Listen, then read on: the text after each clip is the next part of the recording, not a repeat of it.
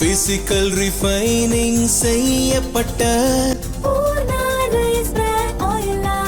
SKM Poorna rice brand oil. 5 மாநில சட்டமன்ற தேர்தல் முடிவுகள் அறிவிக்கப்படவிருக்கும் நிலையில் அமெரிக்காவின் கணிப்புச் சந்தை தளமான பாலின் மார்க்கெட்டில் வெற்றியாளர்களை சரியாக கணித்தவர்களுக்கு குறைந்தது $26 மில்லியன், அதாவது இந்திய மதிப்பில் சுமார் 247 கோடி ரூபாய் பரிசாக வழங்கப்படும் என்று அறிவிக்கப்பட்டுள்ளது.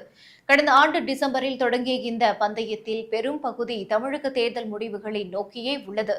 அதன்படி தமிழக தேர்தல் முடிவுகளுக்கு 180 கோடி ரூபாய்க்கும் அதிகமான தொகை வழங்கப்பட உள்ளது. மேற்குவங்க தேர்தல் முடிவுகளுக்கு 47 கோடி ரூபாய்க்கும் அதிகமான தொகையும், கேரளாவுக்கு சுமார் 4 கோடியும், அசாமுக்கு 2 கோடி ரூபாயும், புதுச்சேரி முடிவுகளுக்கு கிட்டத்தட்ட 18 லட்சம் ரூபாயும் பந்தயமாக கட்டப்பட்டுள்ளது. இந்திய சட்டப்படி இதுபோன்ற பந்தய சந்தைகள் அனுமதி இல்லை என்றாலும் பாலின் மார்க்கெட் போன்ற தளங்கள் பரவலாக்கப்பட்ட கிரிப்டோ தொழில்நுட்பத்தில் இயங்குவதால் பலர் VPN தொழில்நுட்பம் மூலம் இதுபோன்ற பந்தயங்களில் ஈடுபடுகிறார்கள்.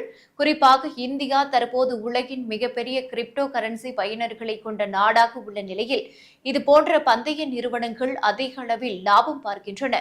இதுவரை வெளியிடப்பட்டுள்ள கருத்து கணிப்புகளின்படி தமிழ்நாட்டில் குழப்பமான நிலை உள்ளதாக பெரும்பாலான செய்தி நிறுவனங்கள் தெரிவித்துள்ளன. மேற்கு வங்கத்தை பொறுத்தவரை கடுமையான போட்டி நிலவுவதாக கருத்து கணிப்புகள் தெரிவிக்கின்றன.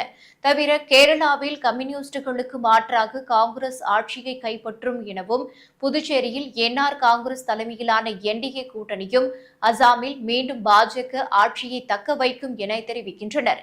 எதுவாக இருந்தாலும் மக்கள் தங்கள் பிரதிநிதியாக யாரை முடிவு செய்துள்ளார்கள் என்பதும், பந்தயத்தில் வெற்றி பெறப் போவது யார் என்றும் இன்னும் சில மணி நேரங்களில் தெரிந்துவிடும்.